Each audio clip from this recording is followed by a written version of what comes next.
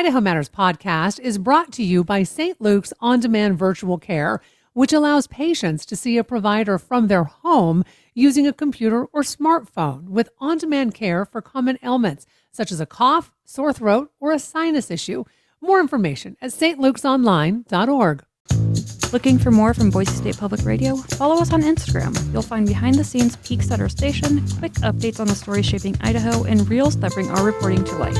It's a new way to connect with the music, news, and voices you hear every day on the air. Search for Boise State Public Radio on Instagram and join our community.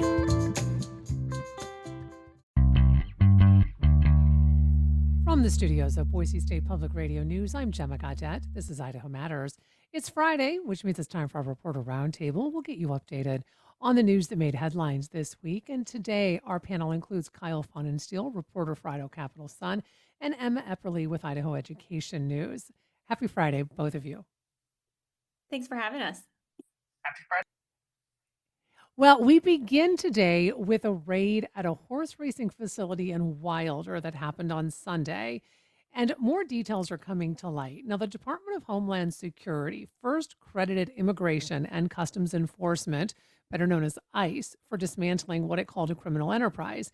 However, local law enforcement are pushing back on that, saying in a statement that the FBI led the operation and DHS's claims are completely false and deeply misleading. Now, Kyle, I know you've been following this story closely, and I understand there's some information that we have, some information we're still waiting for. So I know you'll answer the questions, as thoroughly as you can with the information you have. So with that being said, Kyle, can we just start at the beginning? What exactly happened last Sunday in Wilder?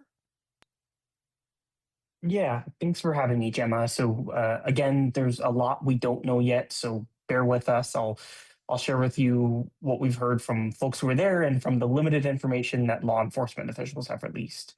So to start, there were a few hundred people at the horse race track in Wilder on Sunday.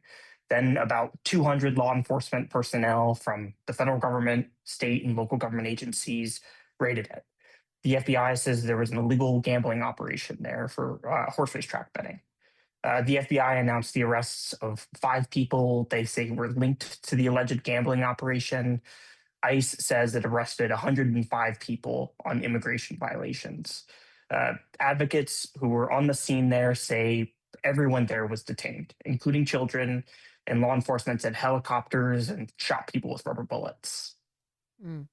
Okay, so Kyle, what do we know then about this alleged illegal gambling and animal fighting operation that sparked the raid to actually happen?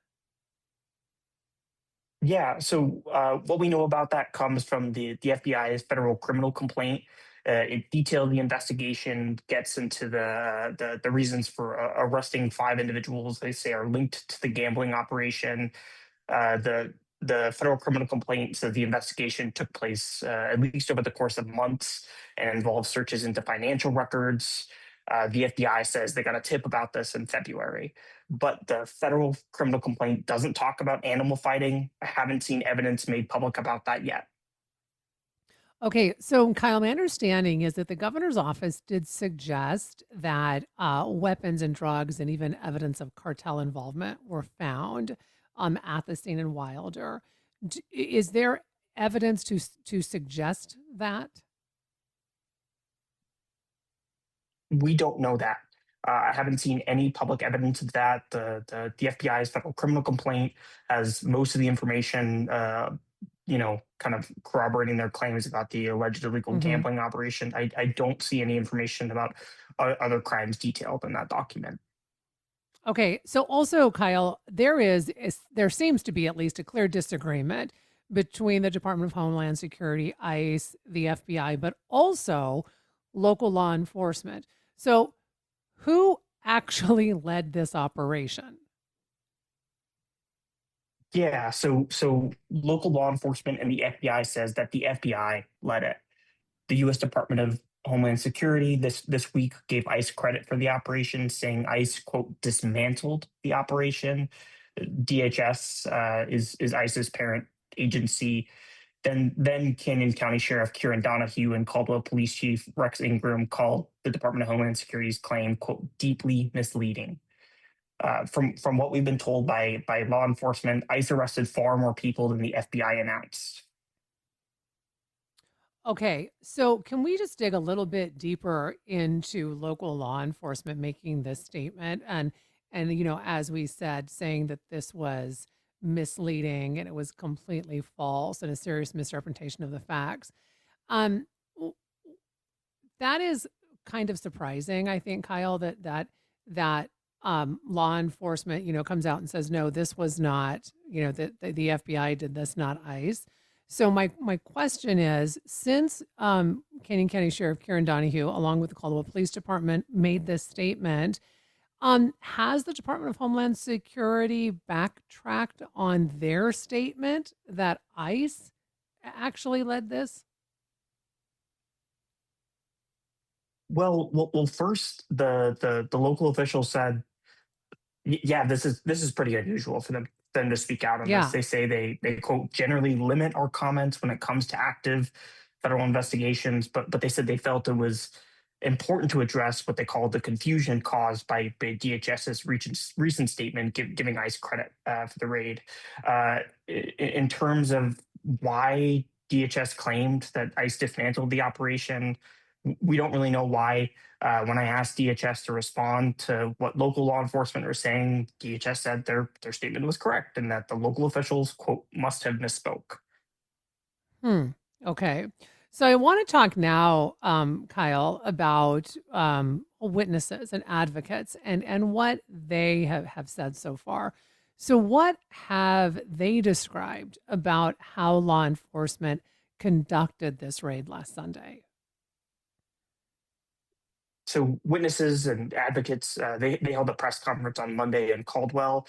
This was originally going to be right after the FBI was planning a press conference where they were going to share updates on it. The FBI canceled it just before, saying they didn't have more information to share beyond what was made public in the federal court document that we talked about earlier. Hmm. So witnesses at this press conference and advocates, they criticize the aggressive tactics that they say they saw used by law enforcement. They say law enforcement detained everyone at the venue, children were zip tied, and people were struck with rubber bullets. Again, law enforcement have not released much information about their tactics at the raid. Advocates have been pressing for more details.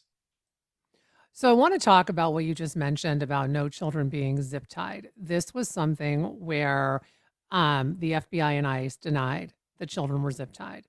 Um, my understanding is the FBI did later change its statement to specify no, quote, young children. We should also give credit to KIVI Channel 6 because they apparently had a photo of a 14-year-old child zip tied. They sent it to the FBI. So Kyle, what do we know then about the clarification and this reported photo of a 14-year-old in restraints? And a 14-year-old is a child. I mean, under federal law, I mean, they under state law, they are children. Yeah, so this was on Wednesday when the FBI and ICE came out to deny that children were zip tied during the raid. That was days after advocates said that they saw children zip tied during the raid. But then on Wednesday, shortly after the FBI denied that any children were zip tied, they sort of walked back that claim. At first, the FBI denied that any children were zip tied or hit with rubber bullets. Then they clarified that no quote young unquote children were. The FBI did not respond to several of our attempts to try to clarify what they meant here. We don't know how they're defining young children or why they updated the statement. But again, I want to give credit to KIVI for first breaking this story. They were the first to report in the FBI's change in their statement. They reported that the FBI's update came after their TV news station sent the FBI a photo that reportedly showed a 14-year-old U.S. citizen in zip ties. Hmm. So Kyle, you mentioned rubber bullets. What do we know about rubber bullets or other crowd control weapons actually being used during that raid on Sunday? That's what advocates say they saw there. But again, law enforcement haven't said much about their tactics at the raid. And Kyle, do we know if any charges have been filed so far, both in the gambling case or related to immigration detentions? Yes for gambling. I don't know yet for immigration detentions. We haven't been covering at the Idaho Capital Sun. We haven't been covering the criminal cases as much as the raid itself and law enforcement's Hmm. tactics and their responses to some of the public claims around what happened there. But the FBI says 5 people were arrested who they say are linked to the gambling operation. Those 5 people were also indicted by a federal grand jury this week. The statesman reports they were each charged with a felony of prohibition of an illegal gambling business, and 2 of them were charged with transmitting wagering information. What about our political leaders, Kyle? Have they responded? Have they reacted? Has Governor Little or any of our congressional leaders, state leaders, said anything or made a statement about the raid, but even about these conflicting statements and as we mentioned, right? We have Karen Donahue, the Canyon County Sheriff, along with the Colwell Police Department, coming out with a statement, which is unusual. The FBI, changing part of their statement. So I'm curious what any of our political leaders are saying about all or some of this. We haven't seen that much. On Tuesday, Idaho Governor Brad Little released a statement. He said that none of the 105 people in ICE custody are children, and he said Uh, he also talked about detention practices. He said, quote, when serving a search warrant, it is common practice for law enforcement to detain others present while processing the scene to ensure the safety of both the civilians and officers present and to preserve evidence, unquote. But the statement we got earlier this week from local law enforcement officials, Canyon County Sheriff and Caldwell Police Chief, was speaking to DHS's claim, giving ICE credit for the raid. I didn't see it speak to the tactics used at the Mhm. raid. All right. Well, Kyle, I really appreciate your reporting on this. I know it's been really difficult in regards to getting a lot of information about this. So kudos to all of the media outlets who have been on the ground and reporting on this. I mean, along with Idaho Capital Sun. So I appreciate everything you've been able to talk to us about. Thanks for having us, and folks, feel free to reach out if you have more information about what happened there. And I want to switch gears now, and Emma, I want to bring you into the conversation. Um, we have an election coming up on November 4th. It's an off-year election, so a lot of people may not, be aware of it. And there are quite a few school board positions that are being challenged across the state. However, you cover North Idaho, so I want to talk a little bit about what's going on there in regards to some school board races to watch. So, can we start with Coeur d'Alene, and can you give us kind of a brief rundown of what's going on there? Yeah. So, up in Coeur d'Alene, there are two seats that are challenged right now. Um, there is Zone 1, where Rick Rasmussen, who is the um, CEO of Northwest Specialty Hospital, he's the incumbent, kind of. Technically, he's an incumbent, but he was appointed just a few months ago, back in July, to fill a vacancy on the school board. And he's running for election for the first time. And then his challenger is Michael Burns, who works in healthcare at the VA. And so that's one seat. I didn't get the chance to interview either of them, but then the second seat, which is Zone 4, Leslie Bierke is the incumbent, and Bierke might be a name people know statewide because her husband is Senator Carl Bierke. Mm, And so she's running for re-election, and Mrs. Bierke is a former teacher. She taught for more than 2 decades at the elementary and middle school level in California before they moved to Idaho in 2017. And she initially ran shortly after COVID with kind of some concerns about what was being taught in schools. But she said since she's been on the board, she's rarely found major curricular issues, and really has just enjoyed, serving the community. Um, Coeur d'Alene had a failed levy a couple years ago, and so they really had to kind of readjust some funding, and she's enjoyed working on the budget, and kind of is advocating for some more transparency and just simplicity when it comes to budget. because, we all know in Idaho, school funding is really complex. Her Hmm. opponent is a certified write-in. His name's Tom Sanner. He has lived in North Idaho most of his life. He's a retired ultrasonic rail technician. And he's a registered Democrat. And he said he's really running just to be a voice for people who feel like they aren't being heard, especially when it comes to school board issues. Emma, you did a deep dive recently into teacher pay in Idaho, with the result being that most school districts start teachers at the state minimum salary. Not all, though. And in fact, you saw that Blaine County pays nearly 8,000 more dollars than the state minimum. Do any idea as to what allows them to offer those higher starting salaries? Yeah, so Idaho has a state minimum salary of $50,000, 252. And so that's the minimum that teachers can be paid. But a lot of districts kind of pay more or will have stipends. In Blaine County, they have a pretty significant levy. Obviously, we know the cost of living in the Sun Valley area is just really high. And we've written Mm. stories in the past about how difficult it is to find housing for teachers. So they kind of are at the top end, both in minimum pay and in maximum pay for Idaho school districts. Can you talk about the maximum salaries being paid, Emma? What are those numbers looking like, and who pays those maximum salaries? Yeah, so we have a top 10 list in this story. The maximum teacher pay has a big range. In Avery, which is one of Idaho's smallest school districts, the maximum pay is just over $64,000 a year. In Blaine County, it's $102,000 a year, almost 103. And then there are some charter schools that have higher pay than that. Kootenai Bridge Academy has a maximum salary of over almost $110,000.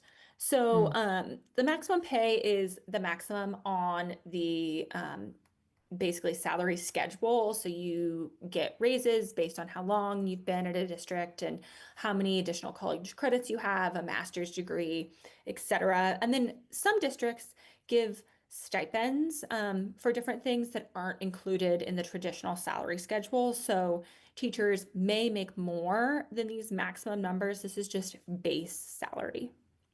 Mm. So, Emma, any idea if pay impacts where some of these teachers are choosing to work? Or, as you said, in Blaine County, it's expensive to live there, right? So they do need to pay their teachers in accordance to that. Yeah, so I think we didn't in this specific story really look at if pay depends on where teachers go. I think it's important to note we were just talking about elections. There's Hmm. over $130 million on ballots this November of school district either bonds or supplemental levies. And most school districts, the majority of their supplemental levy funds go towards salaries and benefits. And so, like you said, I report in North Idaho, and it's really common to just have a higher teacher pay in North Idaho because, for example, in Post Falls, a teacher in Post Falls can drive 10 minutes into Washington and be making 20 to $50,000 more a year, Mm. depending on how much experience they have.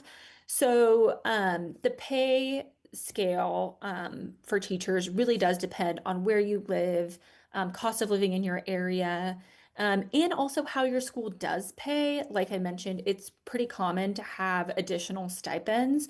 So while it may look like teachers are making a ton of money in one area and way less in another, that smaller district might have stipends that actually their teachers make more than what we're seeing in this base pay scale.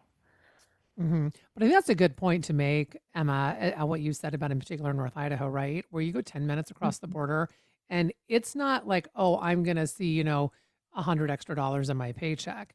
I mean, this is a significant difference in pay. Yeah, it's thousands of dollars. And that difference increases the further along you are in your career. So it might be, $5,000 for a first year teacher, that difference. But by the time you're at the top of the pay scale, like I said, it could be $50,000. So it's a huge difference for teachers. And it really also depends on where you live, how far that money is going to go. Yeah, absolutely. Kyle, as the federal government shutdown continues, I believe we are now past 3 weeks. Idaho has announced that it will be delaying food assistant benefits, other words known as SNAP. So, do we know when Idaho will actually start delaying those SNAP benefits? And I mean, the delay, I'm assuming, is based on how long the shutdown goes. Yeah, so the delay should start in November. That's less than a week away. That's what the Hmm. Idaho Department of Health and Welfare says. We don't know yet how long it will last. They said this is only for SNAP, the Supplemental Nutrition Assistance Program, which is also known as food stamps. Kyle, do we know how many people in Idaho depend on SNAP? Almost 133,000 Idahoans are on SNAP. And any idea, is the state doing anything, in regards to helping folks, get food while those benefits are paused? I mean, are they sending out information? I mean, because that's a significant amount of people who won't be getting these benefits. Yeah, so the state right now is telling people in need to look for food banks, food pantries, or soup kitchens near them. There's a tool online on Health and Welfare's website to find them, or you can call the Idaho Care Line at 211. Again, that's 211. You can also find more resources on our website at idahocapitalsun.com. Okay, and so do we know what, I believe was it the U.S. Department of Agriculture that asked the state to do this suspension, and do we know anything more about what they asked the state to do in regards to this? Yeah, so health and welfare and their announcement about these SNAP benefits going to be suspended. They said it came from a directive from the USDA, which runs SNAP, but I haven't seen the direction itself. But because the shutdown has lasted this long, federal funding for SNAP is about to run out in 2 weeks. The federal government is who pays for SNAP benefits. Okay, so it's going to run out in 2 weeks. So does that mean that even though the state says, okay, we're going to suspend this in November, people will see these benefits for the next 2 weeks? And that's then when we really are going to potentially run into trouble. Am I understanding that correctly? Uh, My understanding was Health and Welfare says the pause or the delay in distributing SNAP benefits will start in November. They said this is just for SNAP right now. They said the pause is not affecting WIC. But this is part of states across the country are announcing these delays in SNAP benefits. I don't have a list, but I've seen somewhere around a dozen have at least announced that they're about to pause SNAP benefits. Okay, and so we will just, of course, keep people updated on this. I know that Kyle, in your story, you do have a link to food banks and food pantries, and soup kitchens. And folks, we should also tell you we do have an Idaho Care Line. You can call 211. There's also an 800 number, which is 800-926-2588. If you are experiencing any type of food insecurity, or if you are concerned about your SNAP benefits running out.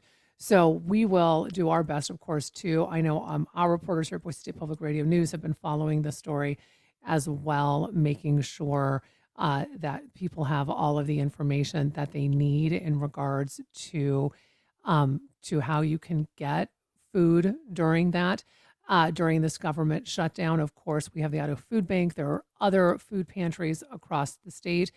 As I said, we've done work on it, Kyle. I'm looking at your story right now that you've put in a link to the Idaho Department of Health and Welfare showing where there are locations as well for people to get food assistance. And you've put that, and this is all over the state of Idaho.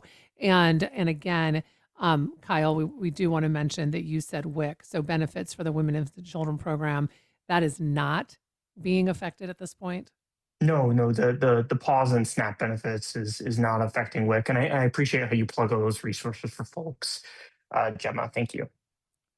Well, it's so incredibly important that people have all of this information. And so it's like I said, I mean, it's right here on the Idaho Capital Sun's website. We have it on our website as well. Other news organizations do. as well. So again, if you or someone you know is going to be affected by this, make sure they have all of that information. I want to thank both Kyle and Emma, both of you, for coming on today. And of course, updating us on all of these stories. Appreciate all the work that you do. This is the Idaho Matters podcast. I'm Gemma Gaudet. Sources and methods, the crown jewels of the intelligence community. Shorthand for how do we know what's real? Who told us? If you have those answers, you're on the inside, and NPR wants to bring you there. From the Pentagon to the State Department to spy agencies, listen to understand what's really happening and what it means for you. Sources and Methods, the new national security podcast from NPR.